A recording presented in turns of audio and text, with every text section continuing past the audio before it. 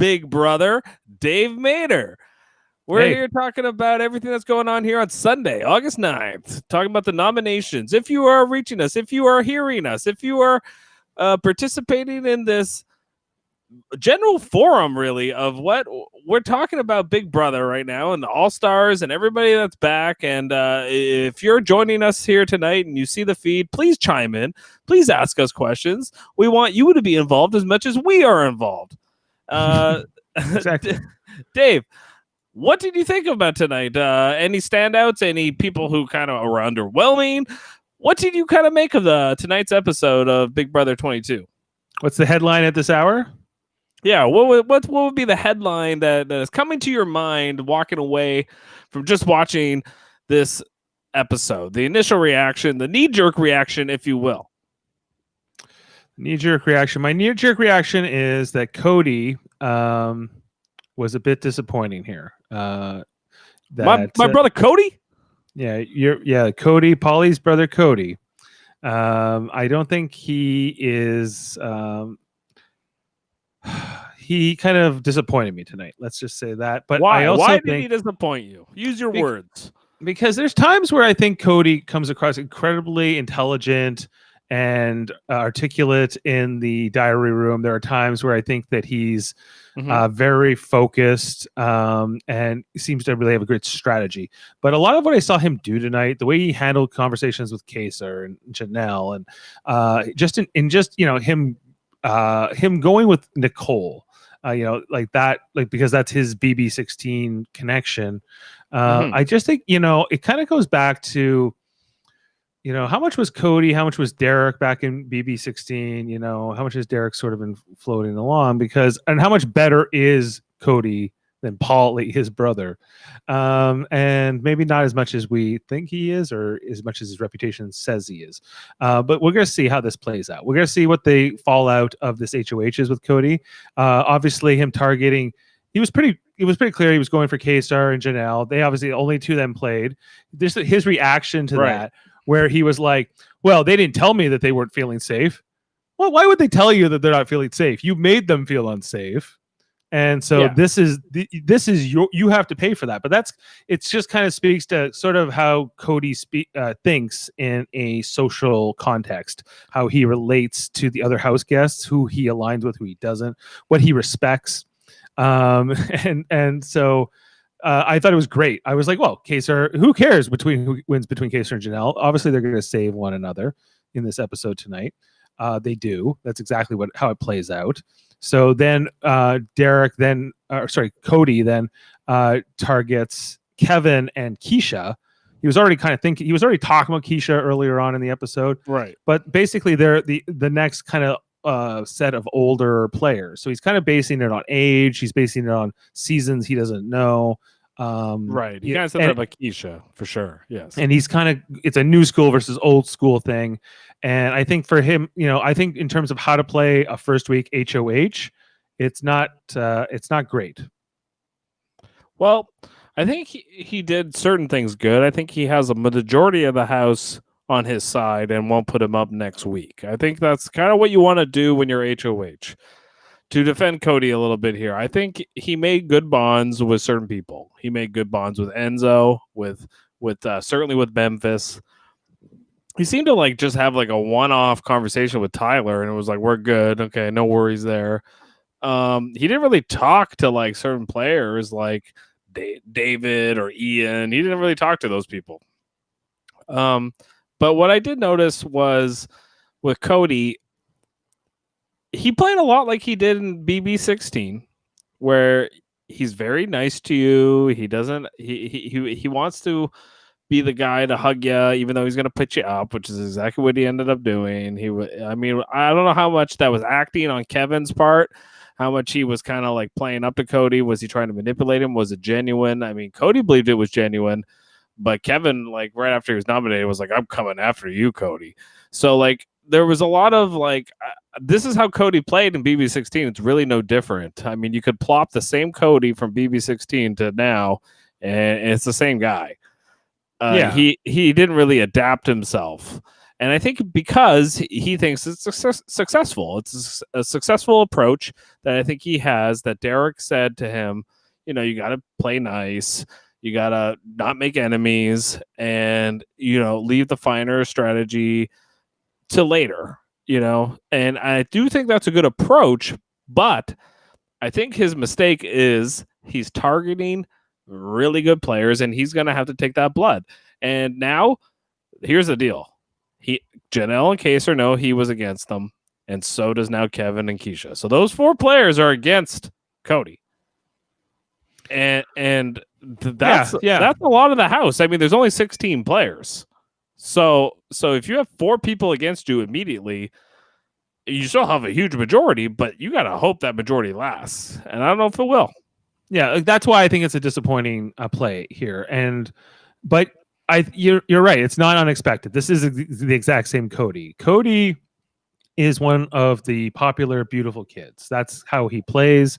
Yep. That's his sort of MO. Most of his BB16 career was spent. What was her name? Christine? No, the one from Arizona. The barista.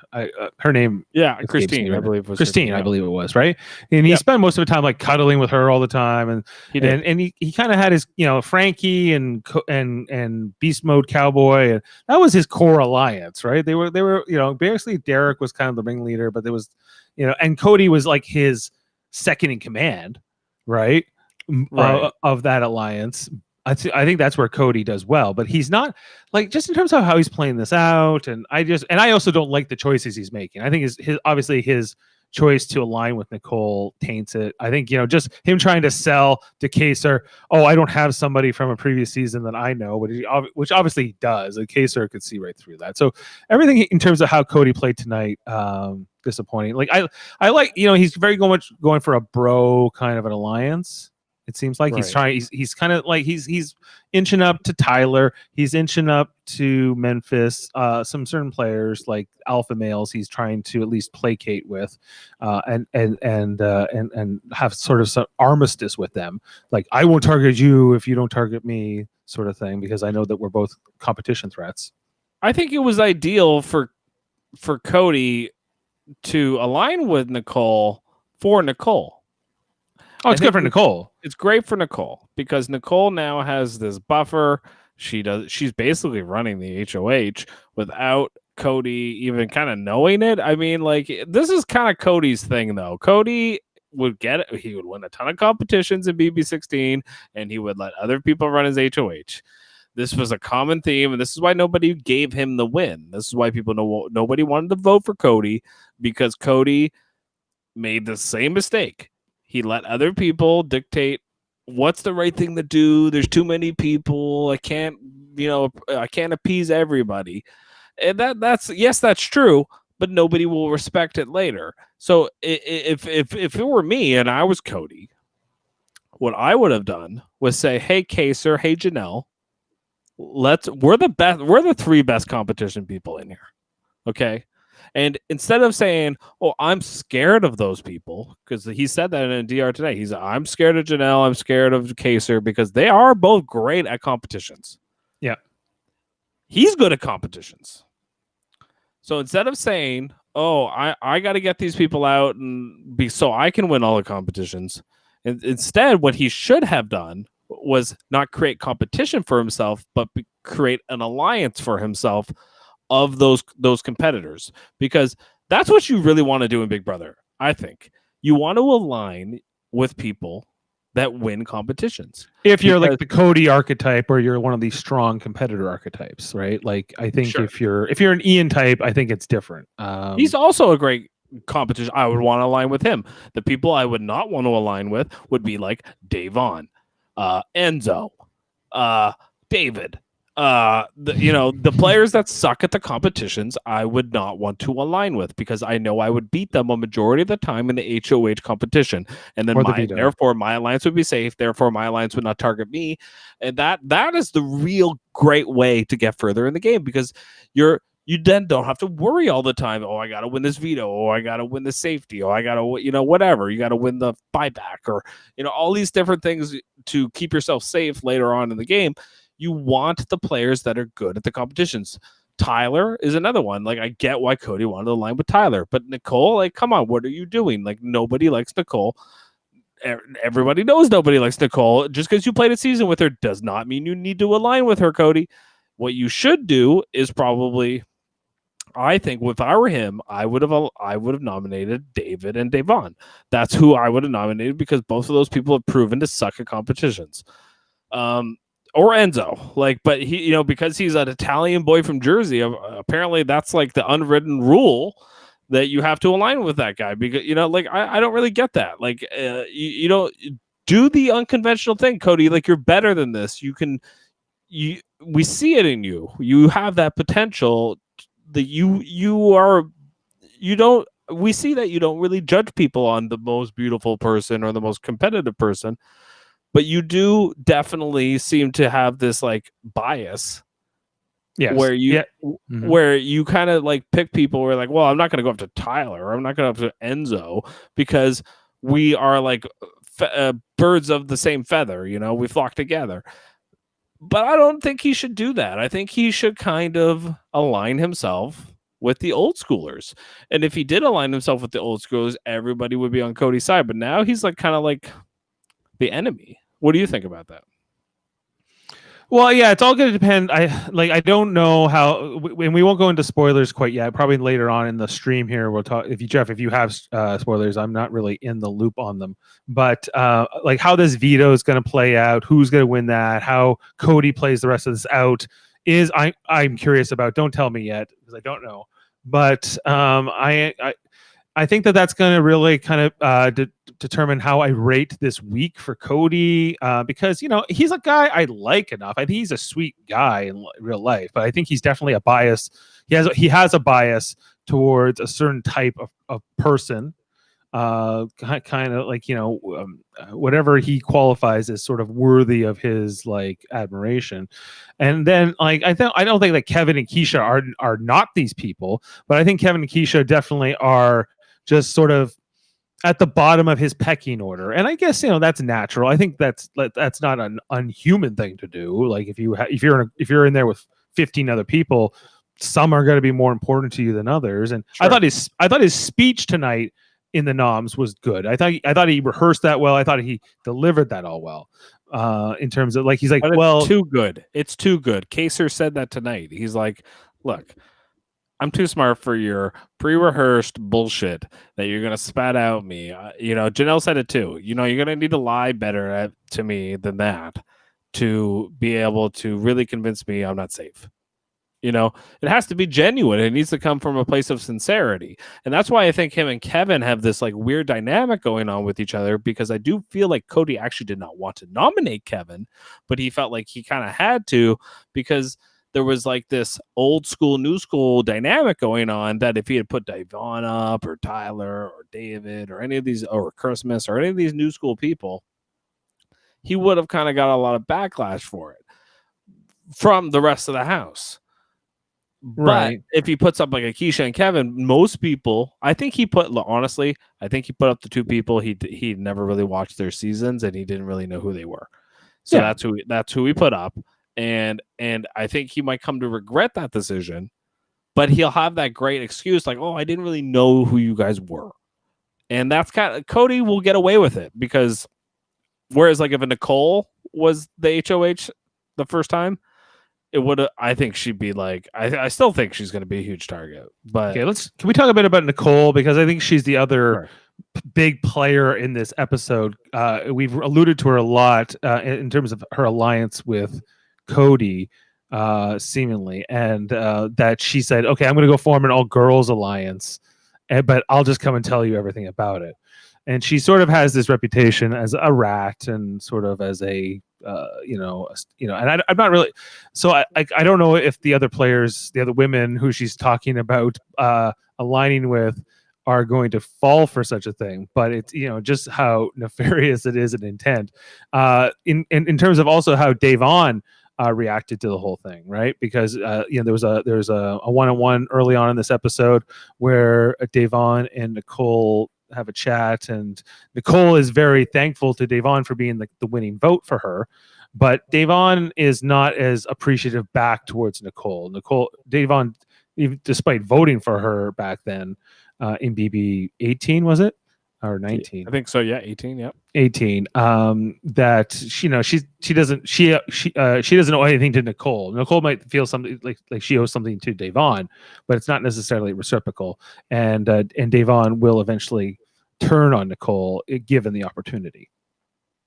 So yeah, like Davon kind of has a whole thing in this episode where she's like, I'm playing to win, but I didn't really see it a lot, Davon. I mean, like, I didn't see what you were doing in the episode. And I'm saying that's not happening a lot on the live feeds, but Davon, like, they keep propping up that she's this great game player. And I don't see it. I don't see what other people see in her other than she's a great TV character. I do think she's really great in front of the camera, but as a game player, I think she's really bad. And I want it to be better. Like, I actually really enjoy watching her on my television screen.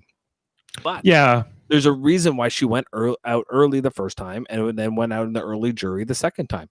Like, she's not great at creating bonds. Like, I don't know what it is, but there are certain players that get in there. Like, I feel like Memphis is going to go far in this game because he's so good at relating to people.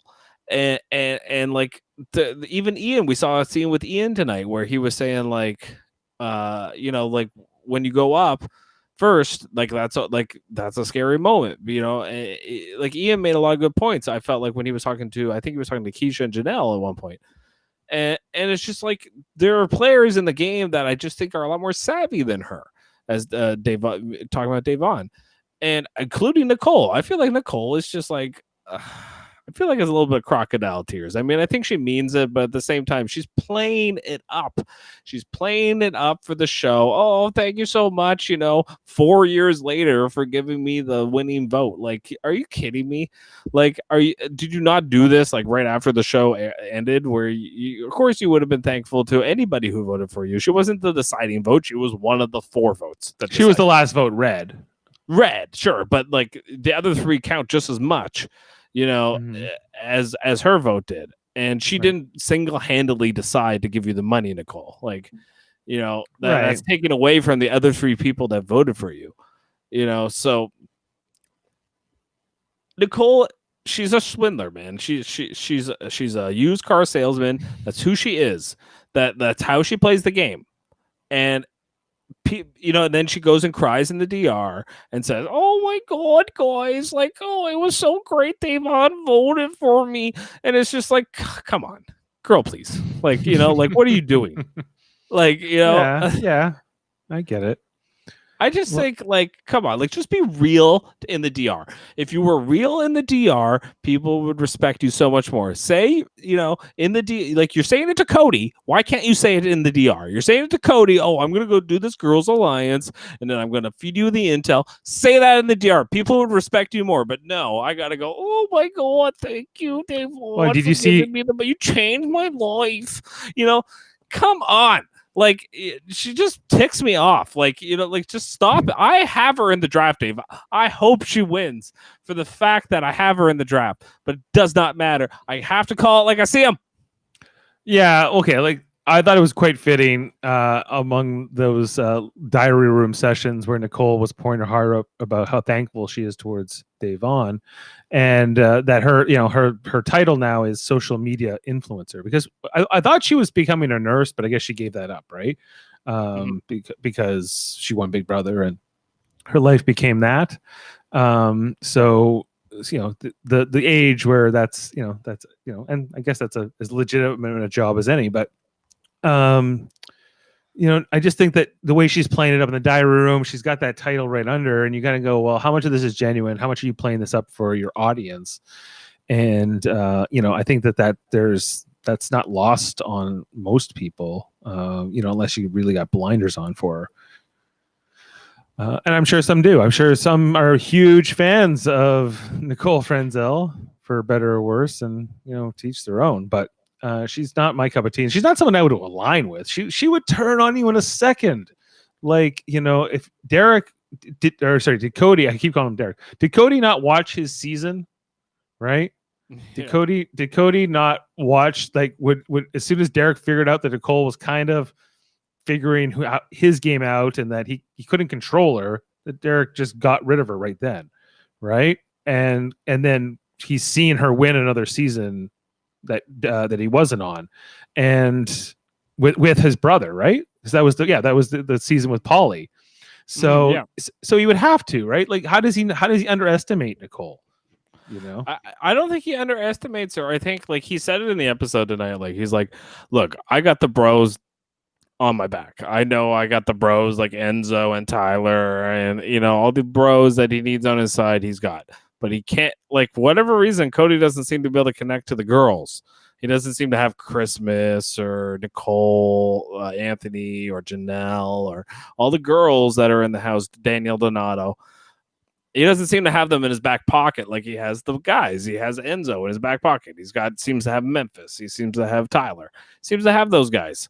But so he wants Nicole to be able to control the whole house. And he feels like he needs Nicole to control the whole house. But he said in his diary room session, people that I don't necessarily have relationships with. So we know that Davon hates Paulie Calafiore, right? Or at least she did when they were on that season together. And they made up on the challenge somewhat, but somewhat. Yeah, but they were pretty explosive. So I don't know how strong Cody and Davon are.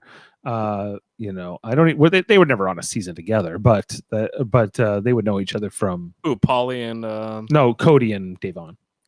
Oh no, but yeah, Paulie would have told him everything about Davon, especially because they have that connection through Paulie. You think like Cody would have put Davon up tonight because of the whole Paulie thing?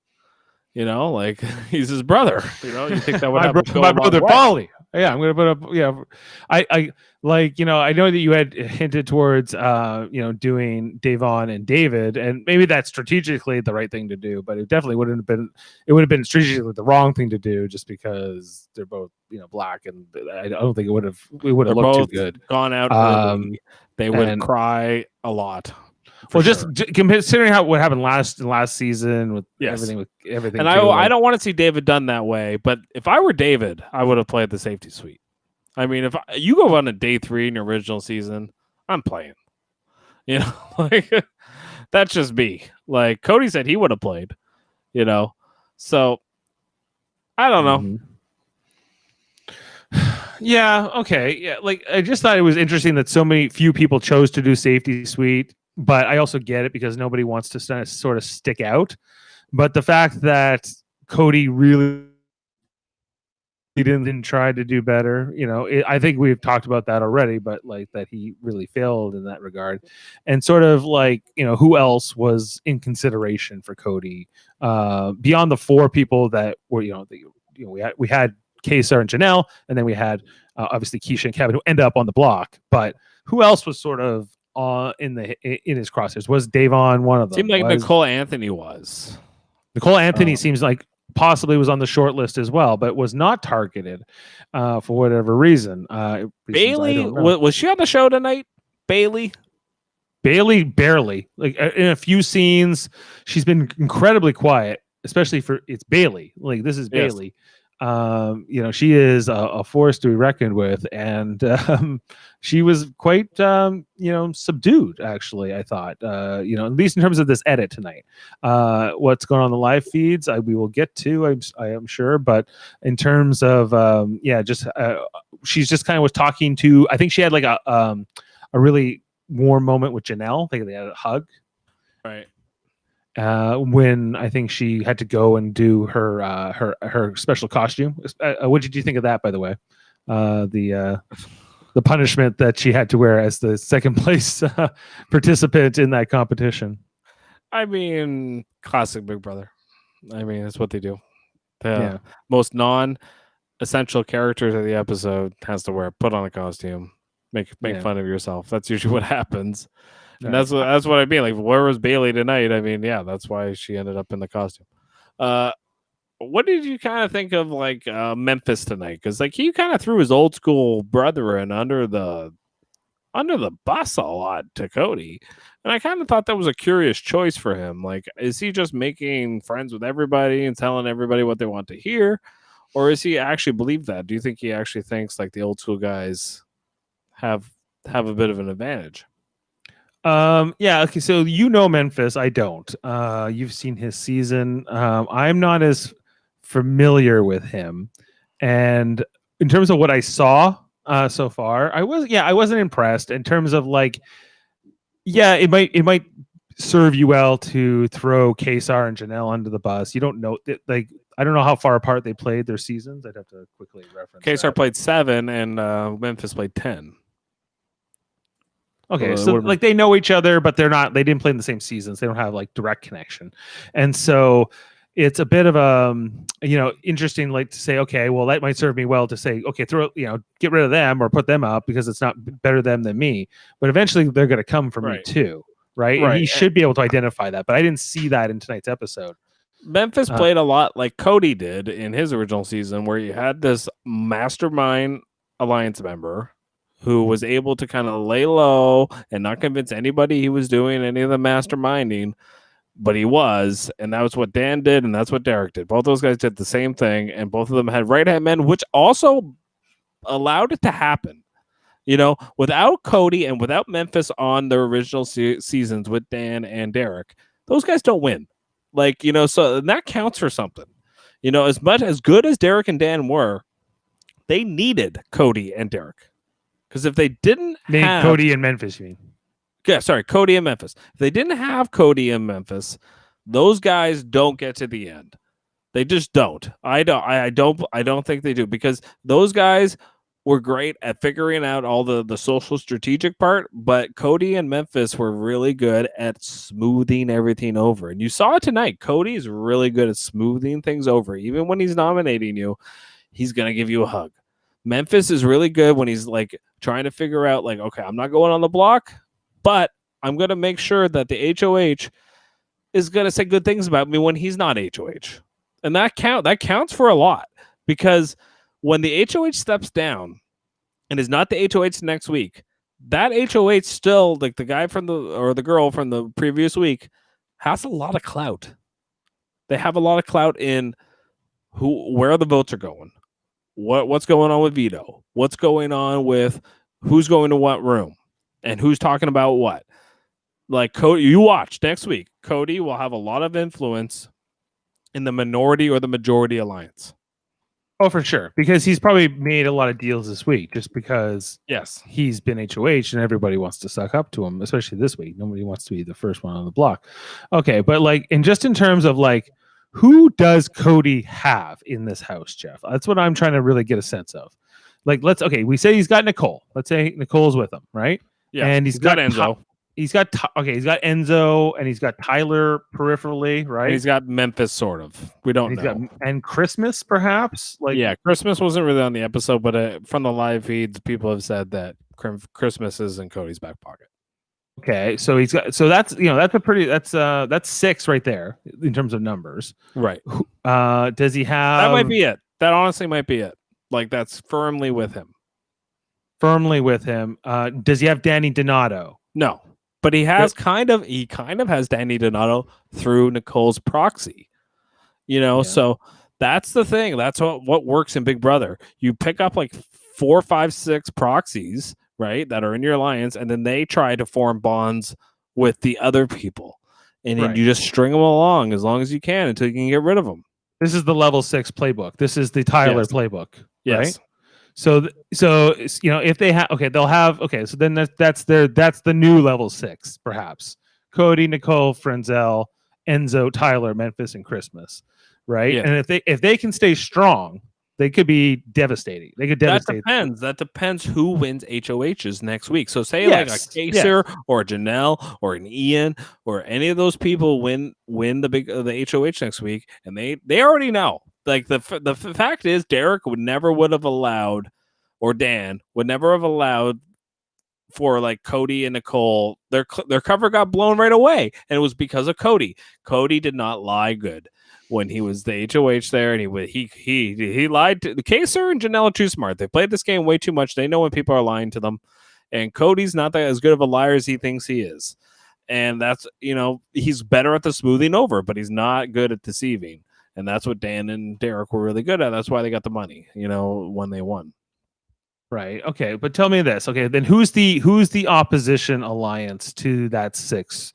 If there who's the Faute to their level 6? I would say Is the Faute would be like you would have Nicole Anthony in the Faute, Ian would be in the Faute, Davon, Kesar um, Janelle, right? Kesar Janelle. So there's 5 right there.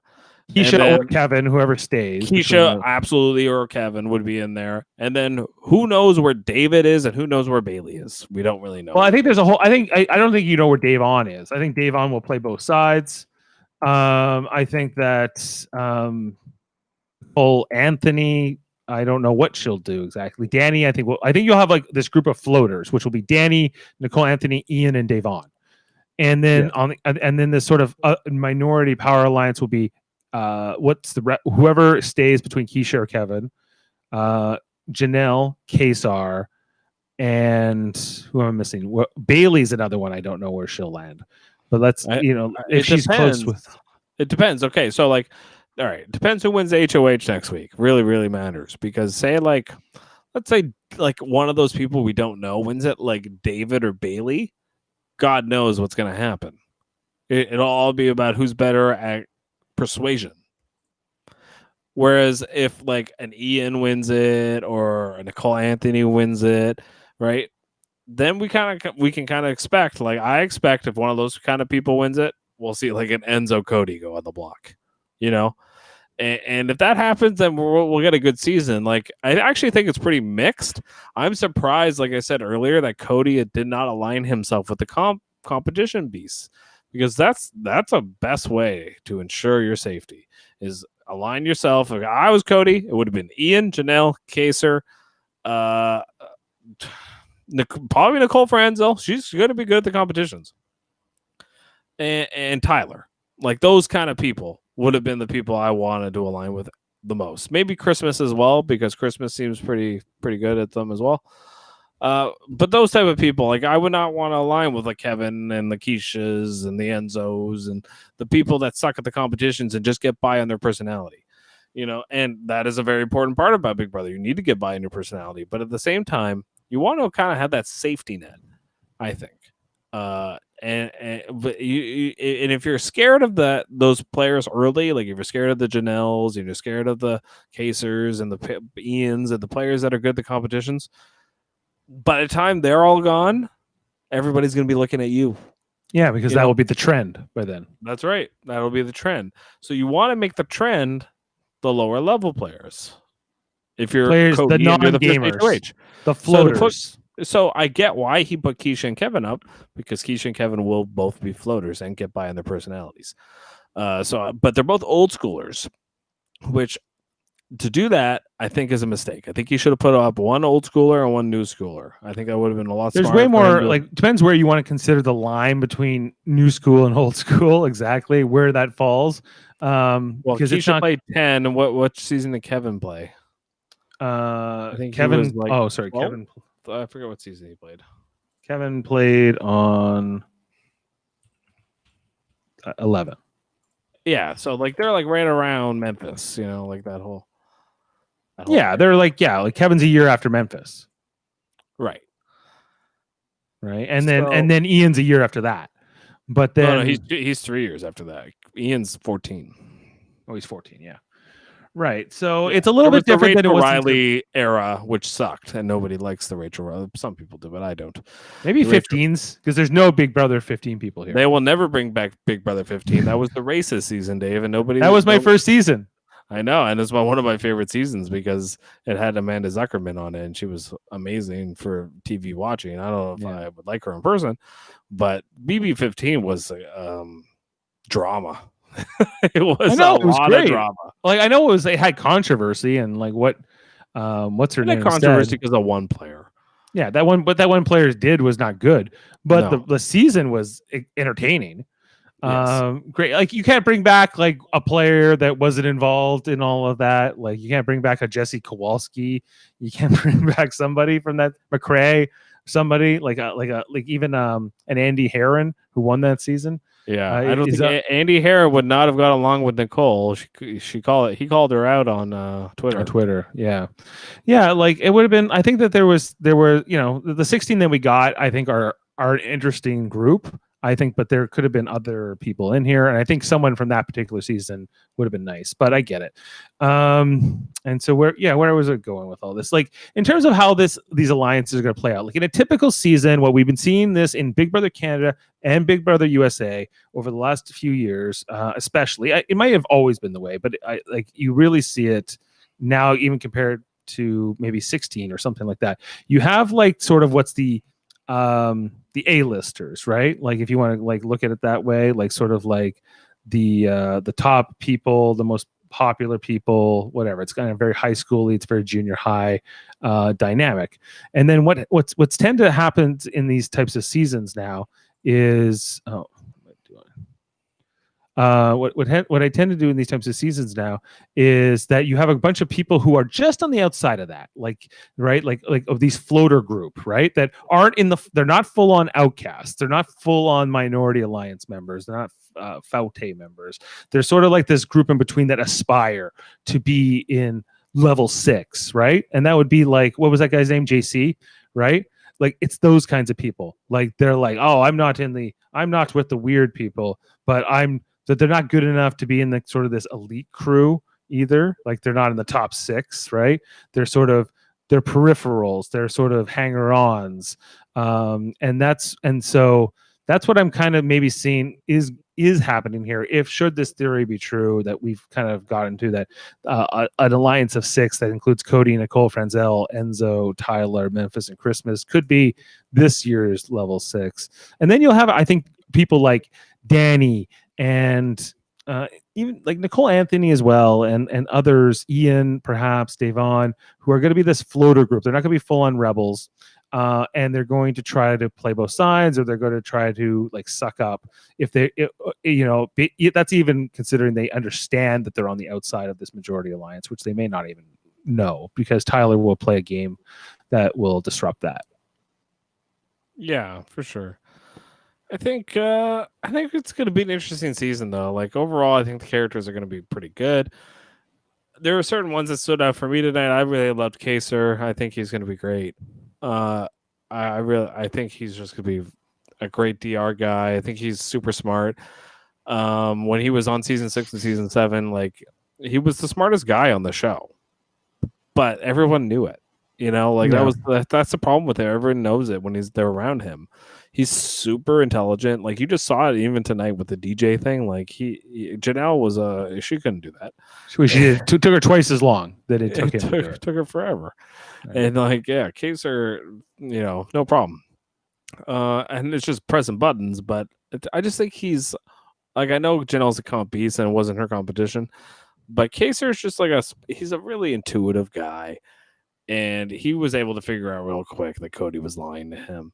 So was Janelle. But I think that also came from, I think Kaser gave her a heads up. And I just think he's the player that when he gets power, I'm really excited to watch. Because I think he's gonna be cutthroat, and he's gonna be. Yeah, that's the thing, is that though if he doesn't get power, and if that power belongs to any one of those 6 that we've mentioned, even if it goes, let's say Danny Donato wins the HOH, who does she put up? Does she put up a Kaser and a Janelle just because the majority alliance doesn't like it, and that's the house pressure. The right strategic thing to do is to, yes, you do go after that big alliance. You have to cut it down, right? You can't let them continue to keep those numbers while all the people who aren't in that alliance are knocked off.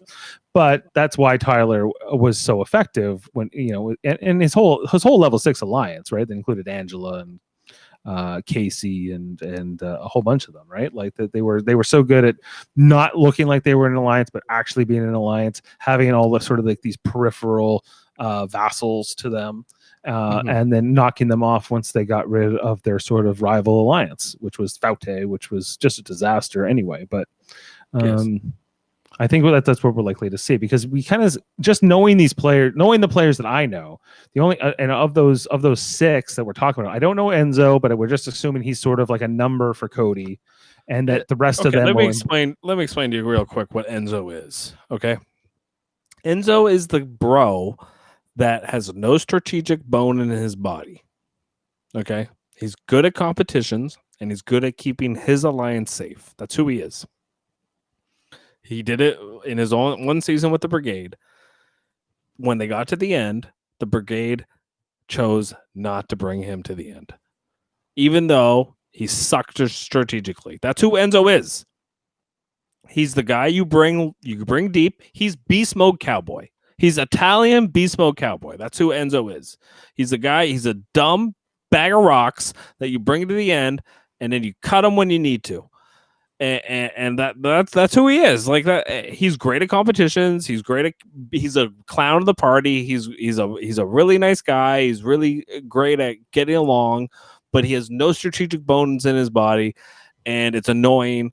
And I hope he goes early because he's one of those players that he doesn't bring much other than when the competitions happen.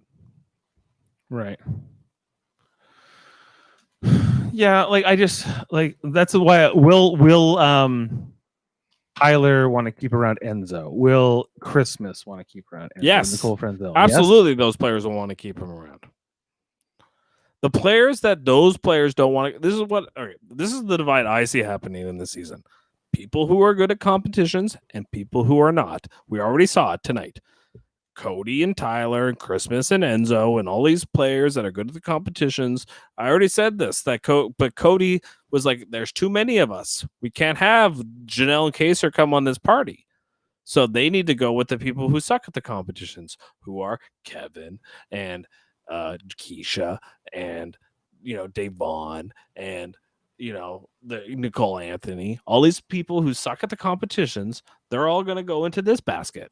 And they're gonna figure like this isn't gonna be like level 6 or what was the big alliance in 16? It was the moving company or whatever. It's in 15. That was 15. I thought 16 with the Derek. It wasn't the moving company in 16. Anyway. I don't know what Derek's alliance. He had the Hitman, but then he had sort of a bigger alliance. The big alliance in 16. Anyway, it was all the players that were good at the competitions. Okay. It was Beast Mode Cowboy. It was Derek. It was Cody. It was all these players. Zach. They were all in this, like, Devin originally started that alliance because they all saw that we're all the players that are good at this competitions and stuff. So we'll stick together. But eventually they'll cut each other when those people become annoying. That's why they got rid of Devin. That's why eventually they got rid of Zach. Right? Yeah, exactly. So, but who's weak here? Who are the bad competition people? Is Keisha one of them? Is Keisha's definitely one of them. I would say until he proves himself, David is definitely one of them. I would say Memphis, from his performance in the first competition, is probably going to be one of them. I mean, I hope he's better, but damn, that was terrible. Nicole Anthony's bad at the competitions until she proves otherwise. Ian is one of these guys, like you said, there's Ian and Daniel Donato are really the floaters this season. Those two players are both players that have made it to the end, that are really good at just playing the middle, making sure that somebody else is targeted. Both of those players played the same game. And Daniel Donato said it tonight. I want to lay low, and I want to make sure I'm just not the person targeted. Ian's thinking the same way. Nicole Anthony is the total opposite. She wants to be in power. She wants to hold the power with a iron fist. But when it comes to the competitions, anybody can win. So once somebody wins like that's like off the wall, you're gonna go, oh wow, that really changes things. Yeah, like I'm hoping like we get like a really upset HOA. I would love to see a KSAR win next week and to sort of like, well, he probably respond against Cody and Nicole. I'd like to see like Nicole Anthony win it, and then who knows, or like somebody that's like kind of like whoa, or Bailey, and then pick your side. Yeah, I don't think Bailey's the right one. Well, Bailey was one of these people who in Big Brother. What was it? 20? The one with Tyler? 20, right? 21. 21. With that, it was very much a she was one of these people on, like I said, on the outs of the level 6 who wanted sort of in with that crew, who wants to be part of that, and then thinks that they are until they aren't in power anymore, and then they went after Bailey because she had a power. So I hope that she's learned her lesson. I think that she has. Who knows? I've only seen a very little bit here, so I don't have a lot of information to go off of. And I would like to talk about live feeds if we can, because You want to get to the or spoilers, sort of or spoilers. do you want to Yeah, just talk about kind of like what happened before there? I just want to get into all of it. So maybe we'll go into a full spoiler warning here. We're Boo! Spoiler. Maybe This is a spoiler. yeah, we don't have a spoiler song or anything, but we're going into maybe it's Boo, boo, boo, boo, spoilers. boo. Yeah, we're going into spoilers mode. We're going into everything. We're going to be talking about veto. We're going to be talking about just what's been going on in the house, what the alliances are. I don't know any of it. If you're curious to know what's going on in the house, kind of what the dynamics are ahead of this Wednesday broadcast, because I always look at it as you don't really know what's happening in the house. Really, you only know what's on the edit. But I think that I understand, like, you get more enjoyment from watching an episode without that knowledge. So whatever works for you. But I just want to let you know that we are going to be talking about everything that's going on, potentially, that they haven't shown us so far. They haven't been part of these 2 episodes, at least.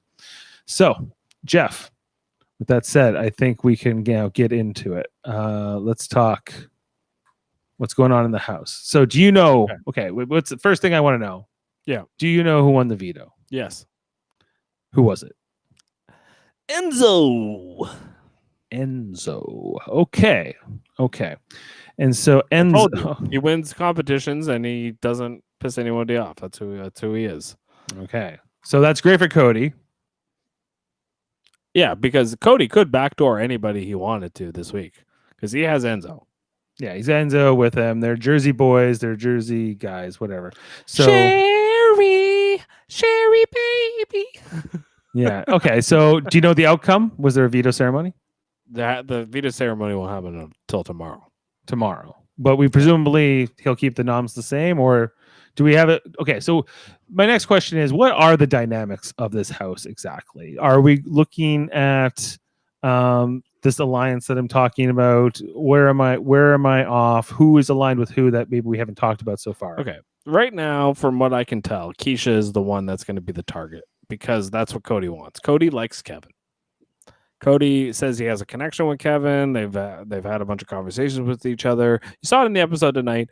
They seem to like each other, but more Cody toward Kevin. Kevin, I think, is going when he gets his chance, is going to stab Cody in the back. So I think that's testimony to Kevin because obviously he's a great liar. So I think that's kind of what we see. We also have an alliance kind of like, maybe a potential alliance, a fake alliance, maybe something that might happen. Danielle Donato went to Memphis and said, I kind of want to start an alliance with like 5 or 6 people. I want to call it the unusual suspects. And I want to get people like Nicole Anthony and Ian into this alliance. And so kind of like have this alliance that like nobody really suspects, but all of a sudden like you're done, right? Like they'll go after the big targets like the Enzos, like the Codys, like the Nicole and Franzels. So who approached who exactly? Sorry, again. Danielle approached Memphis. Now my guess is Memphis isn't going to go for that. Memphis would rather go with the Cody alliance, I would think. She basically said, I want to start an alliance with 6 people, but I have no idea who those 6 people are. So that was kind of where that went. Yeah, that happened in the level 6 season. That was always going on. Yes. And then one of the 6 would say, nah. Yes. They would steer it off. Which that's why Memphis might do. Do they not know who Tyler is? Do they not know what his game plan is? Like, I don't know how much he's pulling the strings compared to Cody, but this reeks of Tyler's gameplay. Oh yeah. And I respect it, but it's effective. Kesar was making fun of Janelle, saying, I've never seen someone not try to wear their costume as much as you. Janelle was like, yeah, I just feel like kind of like lying in the backyard all day, in my bed all day, and not really like participating. She's kind of like just laying low. She's a little depressed. That's no, just kind of just doesn't want to give a shit, it seems like, which is fine. I really don't care. Nicole and Keisha were getting batteries in the storage room, chatting about the floor and the POV. And it's really good. Nicole said, it's really good you did that at night. You know how hot that would have been. Keisha said, it's crazy when we're giving our stacks inside, we're told how much we can build. So I think they were talking about the POV competition. Right. So yeah, like Danielle comments to Cody how he did really bad. Cody said, "Shut up." I couldn't figure it out to save my life. Thank God I wasn't on the block, Danielle said. So like this kind of stuff was going on after the veto. Everybody can't believe Enzo got it. Cody says he is the only one that got it and rang in. So I don't know what the competition was, but it seems like Enzo was the only one who did it right. Okay. Kesar was saying they're not going to expect anything from Nicole Anthony or Ian, so maybe they would be good people to align with. So Kesar, Janelle, Ian, and Nicole Anthony, you could see as an alliance going forward. Right. So we're assuming that Nicole Anthony and Ian are close. Seems to be, and I also think Nicole Anthony and Nicole Franzel are going to be at odds with each other.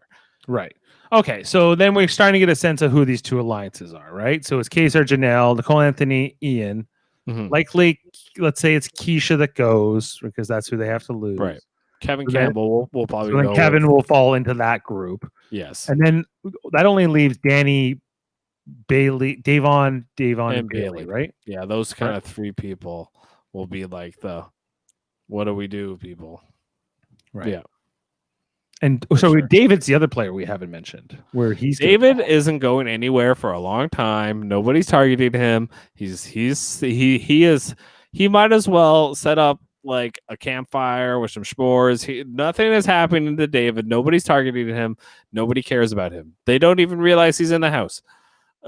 Well, David, he could be a number though. He could be a number for the Kesar alliance. Oh, right? he absolutely will be. We saw tonight Kesar and David speaking, right?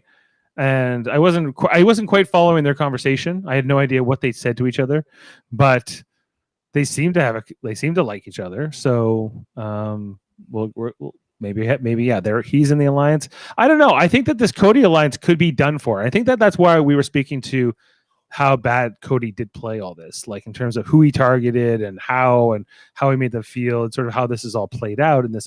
I think that their diary room sessions were accurate, where they're saying like, this is all stars, Cody, and you're not playing like an all star. You're kind of playing like you did that first time, and you're not kind of respecting the fact that you're playing against smarter players. Yes. Right. So what you need to do, instead of throwing a fastball, you need to throw a curveball. Right. So what he probably should have done was like nominate people that he should have thrown up somebody like an Enzo, and then somebody he really wanted out, like Keisha or whatever, right? That way, yes, Enzo would be mad at him, but that like it would throw everybody for a loop, and that should have been like his targets, and he should have been able to convince like Kaser and Janelle, like, hey, I'm going after like Enzo and like Keisha, and everyone would do it. I'm like, well, that's weird. But like they wouldn't have been able to figure it out. But it was very obvious what he was doing. He was going after the two players he considered the biggest competition threats. Yeah, that weren't with him or that he didn't have a connection with. But yeah, he should have aligned with those people. Yeah, I think he should have. Instead of perhaps Christmas, perhaps yes. Although I think or even Nicole. I think definitely Nicole is somebody he should not have aligned with. It's good, like you said, it's good for Nicole. It's not good for Cody, really. Like, and who does he think that Nicole Franzel brings other than maybe Davon? I don't know. He was able. I think she's very convincing, and I think she was able to say to him, like, I got Daniel Donato. I've got. Maybe he was like, I got Christmas, right? So like maybe I don't know. That's what I'm not quite understanding in terms of what's happening in the house. Something I need to get to the bottom of. I think a lot of it's pre-game relationships that we don't really understand, until it kind of plays out. Mm-hmm. Like Tyler was saying, what are you thinking? How are you feeling to Cody? And Cody's like, I feel good. It's going to be what it's going to be tomorrow. I think I'm just going to go Keisha. Kevin, like nothing crazy. I'm just chilling with them at least. And if I'm going based on and not going to smash someone, that is going to cause any rifts. That's how Cody plays. And it's like opened my eyes, the whole Kaser and Janelle. Like you guys, the people that I had conversation with must have felt like kind of some sort of way, like comfortable enough. Oh, I don't need to rush into that. I will just wait and see. Tyler says, right. Okay, so like I doubt very much that Cody wants to put a fifth person sort of in his crosshairs this week, right? Yeah, Not you that don't want Cesar and Janelle went up, but they kind of almost were. They were kind of the heir presumptives, right? Like everyone they kind of knew knew they were going up. they knew they were going up. They knew they were going up. Everyone knew it, Yeah. and they saved themselves, and good for them. But yeah, to put like a fifth person into the dynamic now, like this in his first HOH, like the first HOH of this All Star season, like Just leave Noms the same. Like unless yeah, Enzo uses the POV. But hypothetically, though, if I'm Cody, I'm like Enzo, you better not fucking use that POV. whatever. Let's say this is Cody. He's dumb enough to probably try something like kind of crazy. Like, oh, I have to make a big move. I have to make a big swing. Try and backdoor like Case, and he can't backdoor like Memphis. He goes to like, Enzo, Jeff. He says to Enzo, my Jersey brother, like you have to help me out here. I have to backdoor blank. Who is it? Who is that name?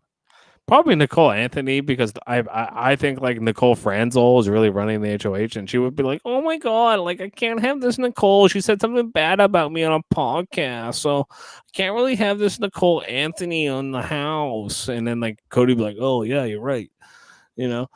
And it's just like I could see something like that happening, like where he's like, okay, all right, Enzo, use it on Kevin because I like Kevin. And Okay, then we'll put up Nicole Anthony. Let's say that happens, right? So let's say okay, he puts Nicole Anthony up, and he gets enough votes to get her out. Now you have those four people. You still have Kesar, Janelle, Kevin, and Keisha, and sort of the next strongest ally of Nicole Anthony, which is Ian, all automatically against you.